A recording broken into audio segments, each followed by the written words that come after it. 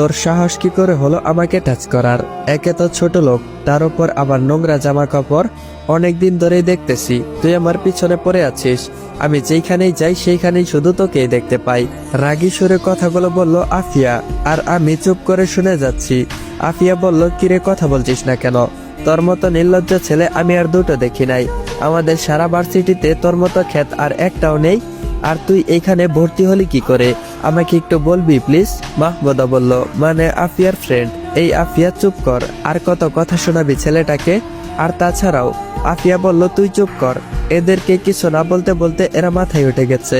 আর যদি কখনো আমার সামনে আসিস তাহলে তোর খবর আছে। তোকে এমন শিক্ষা দিব যে আর কাউকে মুখ দেখাতে পারবি না। আর তোর ভাগ্য ভালো যে আমি আজকে তোকে চড় দেইনি। তুই আমার একই ডিপার্টমেন্টে, না হলে আজ তোকে চড় মেরে দেখিয়ে দিতাম মেয়েদের টাচ করা কি ফল হয়। এরপর আফিয়া আর মাহমুদা আমার সামনে থেকে হেঁটে চলে গেল। আফিয়া এতক্ষণ যে কথাগুলো বলছিল সেগুলো আমাকেই বলছে। আমি অবশ্য এতে কিছু মনে করিনি।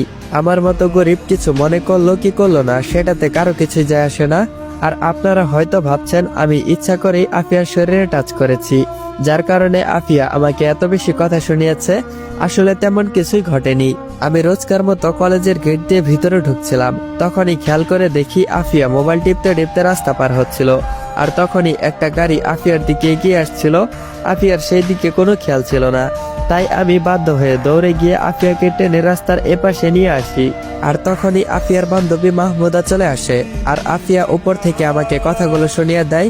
আমি মুখ বুজে সব কথা শুনতে লাগি।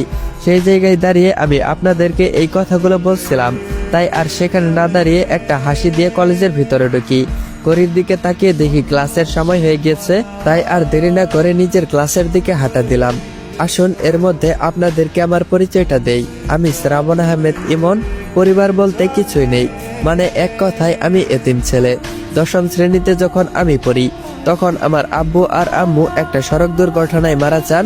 এরপর থেকে আমি একা। এখন আমি একটা ভার্সিটিতে ভর্তি হয়েছি কয়েক মাস আগে। আমি আর আমার একটা বন্ধু ঢাকা শহরে একটা ছোট্ট বাসা ভাড়া করে থাকি।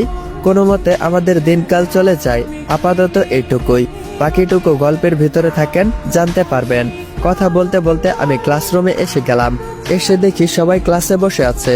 আমি রোজকার মতো আমার সিটে গিয়ে বসে পড়লাম। এই সিটে শুধু আমি আর আমার বন্ধু রাফি বসে, কেউ এইখানে বসে না। কারণটা অবশ্য আমার জানা, কারণ আমি ছোট লোক। ওয়েট গাইস, গল্পের মাঝখানে অল্প কিছুটা সময় চেয়ে নিচ্ছি। তোমরা যারা যারা পুরো গল্প দেখতে চাও তারা সবাই ইউটিউব চ্যানেলে চলে যেতে পারো, কারণ ইউটিউবে 20-25 মিনিট প্লাস ভিডিও দেওয়া হয়। ইউটিউব চ্যানেলের লিংক আমার টিকটক আইডির বায়োতে দেওয়া আছে। তারপরেও যদি খুঁজে পেতে অসুবিধা হয় বা লিংকে ক্লিক করে যদি ঢুকতে না পারো, তাহলে আমার টিকটকে যে নাম দেওয়া আছে ওই নাম দিয়ে সার্চ করলে পেয়ে যাবে। ইউটিউবে গিয়ে লিখবে ইমন অন ফায়ার রিড বা ইমন অন ফায়ার, লিখলেও আমার ইউটিউব চ্যানেল চলে আসবে। তো যাও সবাই ইউটিউব চ্যানেলে চলে যাও আর পুরো গল্পটা এনজয় করো। তো চলো আর কোনো কথা না বলে গল্পে ফিরে যাক। আর ছোট লোকের কাছে বসতে সকলেরই একটু সম্মানে লাগে। আর আজকে রাফি ভার্সিটিতে আসে নাই, তাই আমি একা একাই বসে আছি। ঠিক তখনই একটা অচেনা মেয়ে এসে আমার পাশে বসে পড়ল। আমি এক পলক মেয়েটার দিকে চেয়েছিলাম। আগে কখনো দেখি নাই, তবে দেখতে অনেক সুন্দর। আমি অনেক অবাক হলাম। অবাক হওয়ার অনেকগুলো কারণ আছে। তার মধ্যে কারণ হচ্ছে ক্লাসে আরো অনেক সিট ফাঁকা আছে। সেই সব সিটে গিয়ে না বসে কেন এই মেয়েটা আমার পাশে এসে বসলো? আর কে এই মেয়ে? আগে তো কোনোদিন দেখি নাই আমি, তাই অনেকটাই অবাক হলাম। কিন্তু তারপরও মেয়েটার দিকে তাকাতে সাহস পাচ্ছি না। আশেপাশে তাকিয়ে দেখি অনেকে আমার দিকে অবাক চোখে তাকিয়ে আছে। আর এটার কারণ হয়তো একটাই, এই মেয়েটা। এগুলো ভাবতেছিলাম তখনই স্যার ক্লাসে আসেন। আমি আর কিছু না ভেবে ক্লাসে মন দিলাম। ক্লাসে এসে স্যার আমার পাশের মেয়েটার দিকে তাকিয়ে স্যার বললেন, আদিবা তুমি দাঁড়াও। আর সাথে সাথে আমার পাশে বসে থাকা মেয়েটি দাঁড়িয়ে গেল। বুঝলাম মেয়েটার নাম আদিবা। এখনো মেয়েটার দিকে ভালো করে তাকিয়ে দেখিনি। স্যার বললেন, স্টুডেন্ট, এই হচ্ছে আদিবা, তোমাদের নতুন ফ্রেন্ড, আজকেই ভর্তি হয়েছে। এখন থেকে তোমাদের সাথে পড়াশোনা করবে। এরপর স্যার নিজের লেকচার দিতে শুরু করলেন। বুঝলাম মেয়েটা নতুন, তাই হয়তো না জেনে আমার পাশে এসে বসেছে।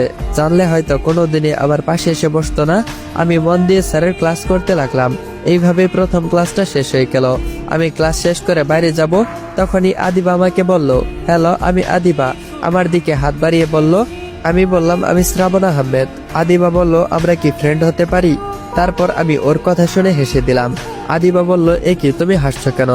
আমি বললাম, আপনি নতুন তাই আমাকে ঠিকভাবে চিনেন না, আর কয়েকটা দিন যাক, ক্লাস করুন, সব জেনে যাবেন, আর আমাকে ফ্রেন্ড বানানোর কথাও বলবেন না। তারপর আদিবা বলল, প্রথম কথা হলো আমরা একই ইয়ারে পড়ি, সো আমাকে আপনি করে নয় তুমি করে বলতে হবে, আর দ্বিতীয়ত তুমি আমাকে ফ্রেন্ড বানাবে। আমি বললাম, সেটা কখনোই সম্ভব না, আমি এখন আসি। এই বলেই আমি বাইরে চলে এলাম, আর মেয়েটাও আমার সাথে সাথে এলো। ভাবতেছি আজকে বাসায় চলে যাব, কারণ রাফি আসে নাই আজকে, তাই খুব একা একা লাগতেছে। একা থাকাটা যে কতটা কষ্টের সেটা আমার থেকে ভালো কেউ জানে না। এইগুলো ভাবতেছিলাম ক্যাম্পাসের একটা গাছের নিচে বসে, হঠাৎ করে কোথা থেকে যেন আদিবা আমার সামনে এসে পড়ল।